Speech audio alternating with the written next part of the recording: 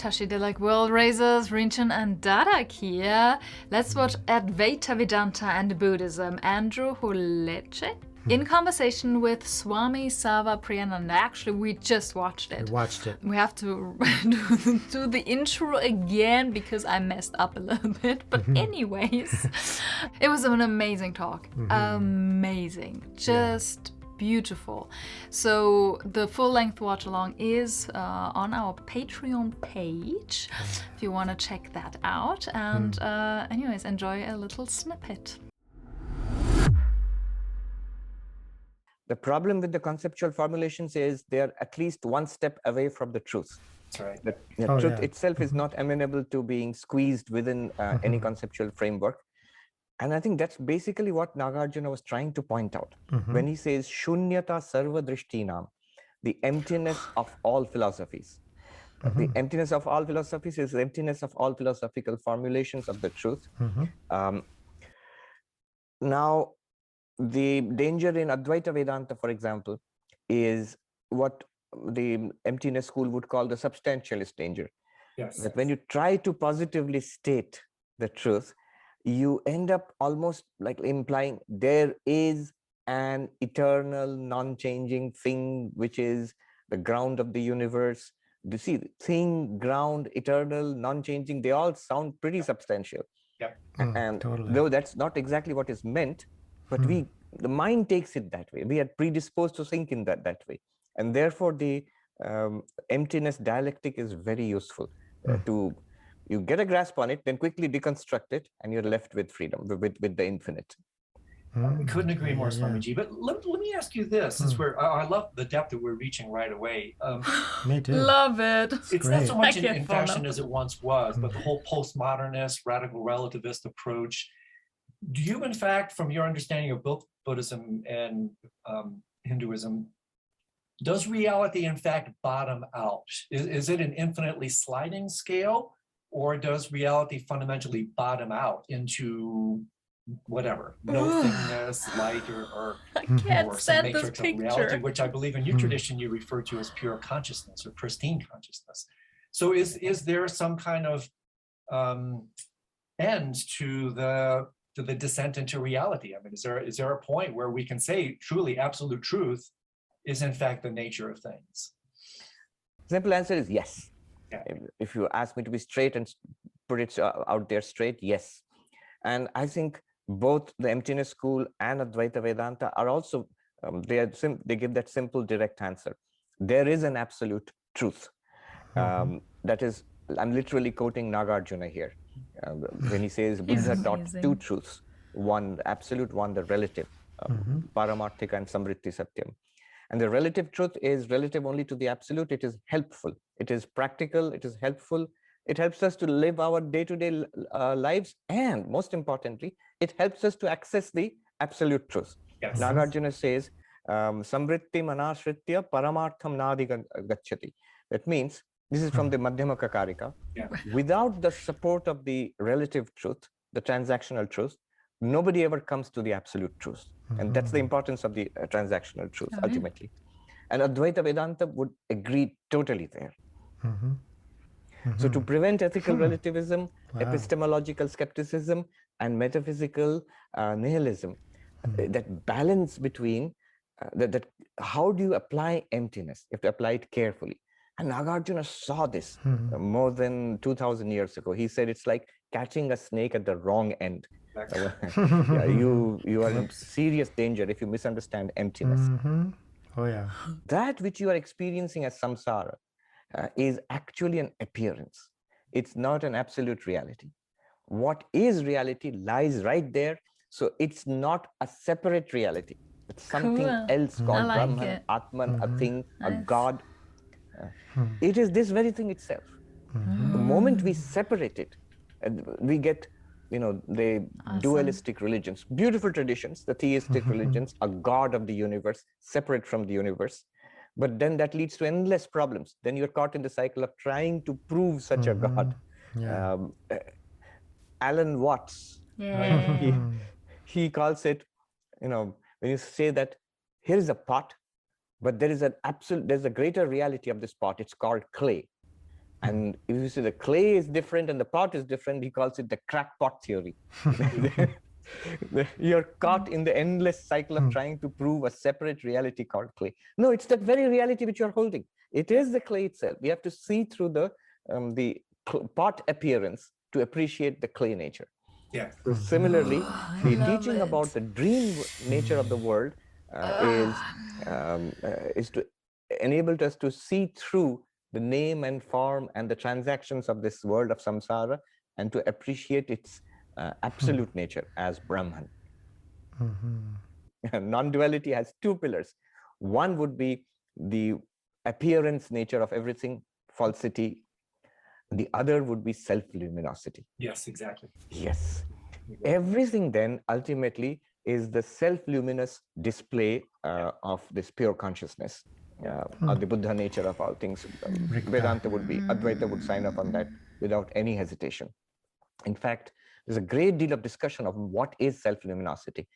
You use self-reflexivity. There I have to be careful. It was hammered into me by at least two professors at Harvard, Professor Garfield and Professor Patil, who teaches Indian philosophy there at Harvard. It is a bugbear for all philosophers. They will not admit self-reflexivity. A knife cutting itself, you are standing on your own head. Impossible. Such things don't exist. Yeah. So that's why in, I think, mind-only school and in Advaita Vedanta, the technically correct translation would be self-luminosity. It is not that consciousness knowing itself the way I know this pen, not like that. Exactly. It is a self-revelation, a self-shining forth. Yes. Upanishadic language is very poetic. It says that shining, everything else shines. By its light, all is lit up. Yes. The Buddhists would probably language it as rigpa, or awareness. And so things don't arise in awareness, things arise as awareness. And therefore, I'll pause there because this has really big time implications about I think, yes, we'll take it step by step here. Yes, because as you said, many things to be said about each point. They're all exciting. I was reading Lama Tulku Urgen. Yes. Amazing. It's amazing, yes. A Tibetan Buddhist practitioner recommended that you should read that. And I'm always struck by almost exactly, it's if not the same as the Vedanta tradition, at least a mirror image of that. But Professor Garfield and other academicians, they taught me to look for those little differences and concentrate on that. Those are always useful. They may be irritating, but don't paper over them. They're useful. That's where the rub is. That's where the rub is. Absolutely. Yes. Yeah. Yes. And you're right. One thing I've noticed about the Tibetan Buddhist approach is their extreme carefulness in regard to concepts and language. And then that's, I think, very helpful. It's not a matter of nitpicking or, being unnecessarily, particular about it, but it's spiritually helpful, actually. So, consciousness and appearance. In Vedanta, we say appearing to consciousness, one, it puts the appearance outside consciousness, as it were. Go deeper, appearing in consciousness, two, and appearing as consciousness. That's beautiful. Makes you want to stand up and applaud. Yes. I was distracted. There are huge ancient philosophies at each stage. I don't know where I know where I was, but he's saying, so in Advaita Vedanta, so those schools, because they're just debating, like he brought up the point, the other fellow brought up the point, Andrew brought up the point. So is it better to say that things within this universe are appearing to consciousness or as consciousness? Because if they're appearing to consciousness, then there's the duality still of things. He said in. Yeah. In and as. In consciousness and as consciousness. Yeah. It's two is different again. So let's stick to So as consciousness. So as consciousness or in consciousness. Yeah. So then there's that subtle duality of consciousness and then the things that appear within it. Yes. Yeah. And as, it's the same. Yeah. No, it's not the same. So things appearing as consciousness, there's more of a non-duality there because consciousness and the things appearing are one. That's what I meant. They are the same. Yeah. So it's the same. Oh, yeah, Awareness yeah. and the appearance is the same. Yeah. Yeah, whereas the other one, And in that's consciousness and as conscious. I love it. Yeah, and then which is why he's getting to, and then what the reason why Andrew was clapping there is because Advaita Vedanta teaches 3 stages of that gets more and more subtle, and that's what he just said. What did he just say? He said, things appearing, in consciousness, to consciousness, and as consciousness, I think. Appearing to consciousness, you have the ancient Sankhya dualism, a very ancient system of Indian philosophy, which was already old by the time the Buddha came. The Buddha himself learned what might be called a proto-Sankhya and a proto-yoga philosophy from his teachers. So there, it's a dualistic philosophy. There is an actual real universe out there, something that a modern materialist, reductionist scientist would be happy with. Material universe, everything is out there. And consciousness is a fundamental reality. And there are these 2 realities which somehow interact. So the universe appears to consciousness. And Sankhya stops there. Consciousness just needs to disentangle itself from its material entanglements, and then it's free. But these are 2 realities, and they're separate. Then you have something like subjective idealism, where somehow the universe arises in consciousness. And there's still, as you said, there is always the seed of duality. You still have to explain why is it that there is an appearance, or there are these cycles of appearance and disappearance. I thought the same the other day. Itself seems to be uniform and without any differentiation there. So why would these different things arise in consciousness? You go deeper into non-dual Vedanta, which says consciousness itself is there. But the language difference is interesting. You say the appearance as consciousness, and Advaita Vedanta would say consciousness as appearance. Oh, that's interesting. Consciousness appearing to itself. Yeah. Yeah, I'll leave it at that. Let's investigate it more. And what this leads to, and again, I think it's so central, Swamiji, because when we're really talking about non-duality, this is such common spiritual parlance these days. But what are, again, in the lens, and I totally agree with you about the elegance of the Buddhist approach. I mean, this is especially the Galupas, the Sakyas, the extraordinary emphasis on debate and precision and articulation. It's not philosophical armchairing. It's very rigorous way to take Manjushri's blade to really sharpen the mind, to take it into these very particular insights into the nature of reality. So here are the big differences. In Kashmiri Shaivism, the world is real. The absolute reality is Shiva, it's real. And the universe, which is none other than Shiva, it's a vibration, it's a contraction of the infinite nature of Shiva. It's real too, which makes for a huge difference with systems like Madhyamaka and Advaita Vedanta. Advaita Vedanta, so that, for example, Kashmiri Shaivism would not give any importance to the 2 levels of truth. There's only one level of truth. There is this universe, which is a spiritual reality, which is a vibrating spiritual reality given to expansion and contraction, expansion into its freedom and contraction into this world. They will not say world appearance, this world, this universe. So Shiva is real and the world is real. How do you match the changeless and the ever-changing? And they say that Shiva is a vibrating reality. The consciousness has vibrations. They call it Spanda, the doctrine of vibration. Yes, exactly. Yes. And so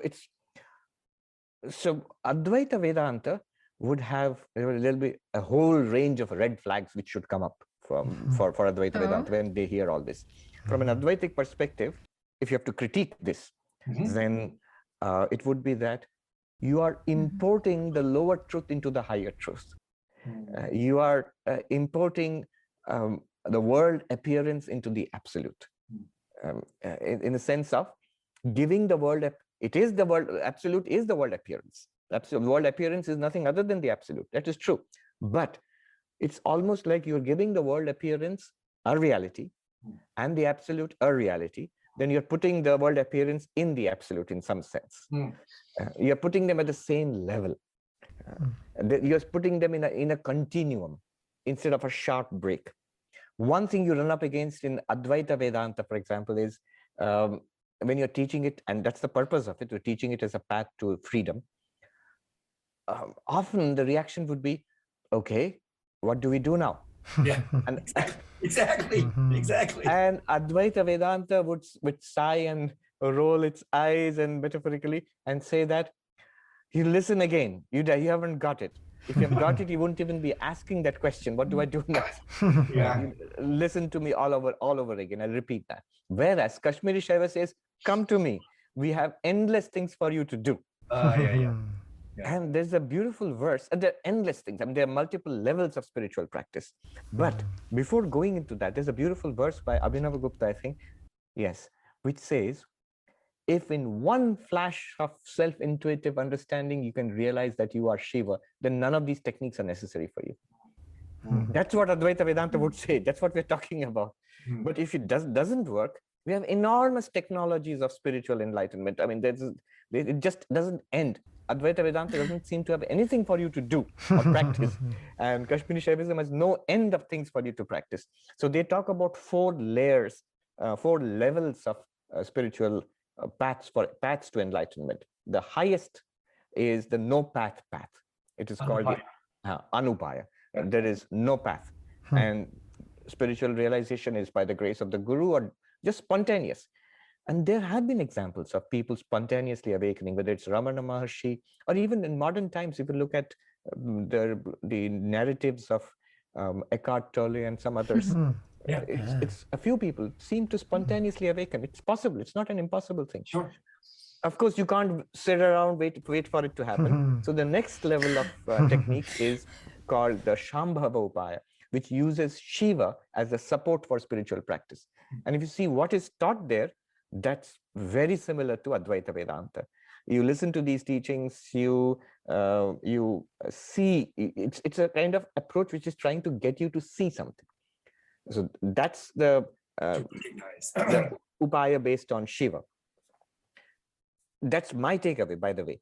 The Kashmiri Shaivism would, if you ask Kashmiri Shaiva experts, they would classify Advaita one step below that. They would say Advaita is actually the third approach, which is Shakta Upaya, which takes the Divine Mother or Shakti as the support for spiritual practice. That's where you have analytical reasoning, you have meditation, you have an entire technology of mantras, which you don't have in Advaita Vedanta. I mean, it sort of skips over the whole thing.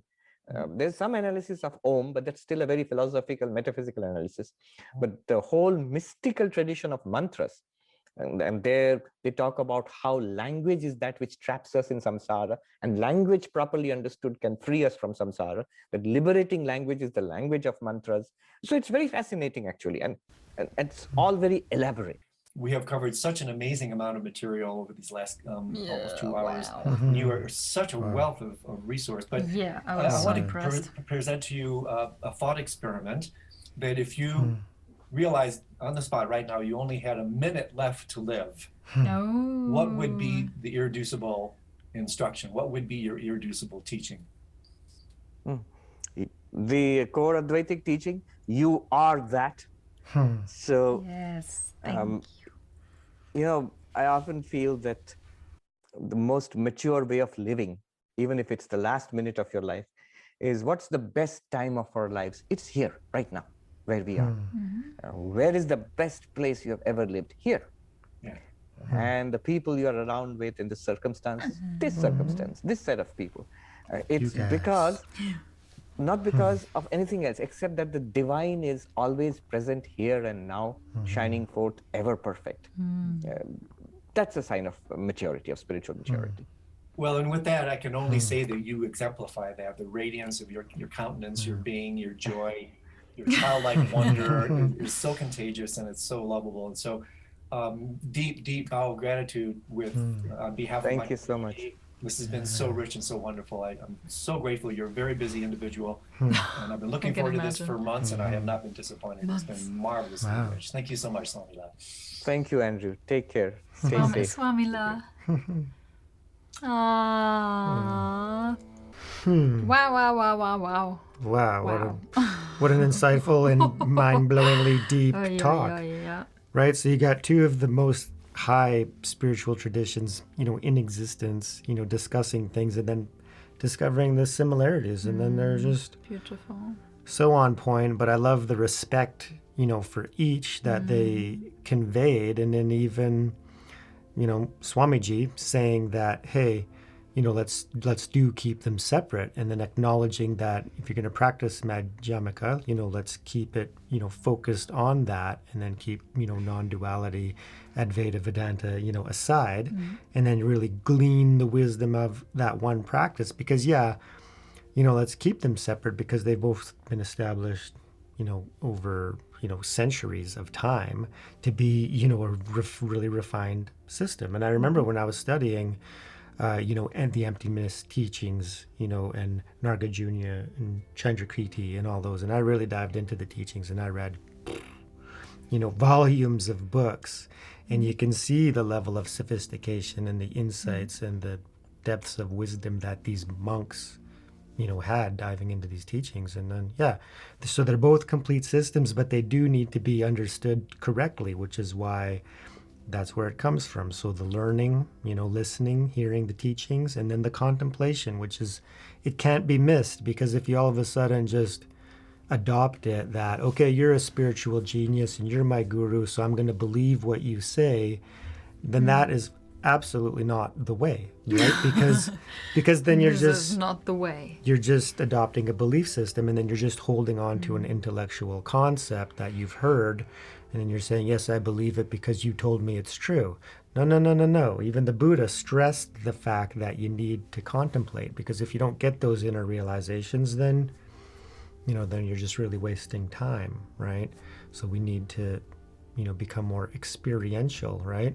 Yeah, I love the deep questions they brought up about, how does non-duality exist? How is the consciousness? Is it, are we arising in consciousness or to consciousness or as consciousness, right? And then there's levels of sophistication there, so you can experiment and explore, through contemplation, how is it and what is actually the highest. What excites you most? Which view? Well, the most non-dual is as consciousness, right? Yeah, like it excites me most. Yeah, so the omniscient, omnipotent, omnipresent, transcendent, and immanent, that's the view of everything is God, right? So, which means that, the veil is there, and we don't see that when we're still stuck in our egoic, consciousness, and we're in samsara, and that's just, part of our journey as spiritual beings, evolving through eons of time, to get to that realization, where to merge back into the absolute, right? So that's the highest view within non-duality, is that everything is God. So it's not, as or in, but, we are that. Yeah, we are that, right? So then you can, get a feel for it, If you're lucky. as consciousness, right? And that's the non-duality of the two truths. You have the ultimate reality and the conventional reality. And the conventional reality is the ultimate reality, arising, right? Which is why even the Buddha taught that, there's no difference between samsara and nirvana, right? Until you one taste. Yeah, it's one taste, right? So it's not like when you attain enlightenment and you attain nirvana, that samsara is going to disappear. No, you're still going to be in it, but it won't be suffering anymore. It will be, liberation, and it will still be the appearance, to the mind, but as the mind, everything is mind, right? Boom. So anyways, Wow. Yeah, mind-blowing, deep. So thank you, Sabine, for screwing up and picking the wrong video, because this was still a lot of fun. Hope you guys enjoyed it. Let us know what you think down in the comments, and if you made it to the end with us. Cool. So thank you all so much for joining us and for your support, of course. We love you to the moon and back. Raise yourself. I raise the world. Peace.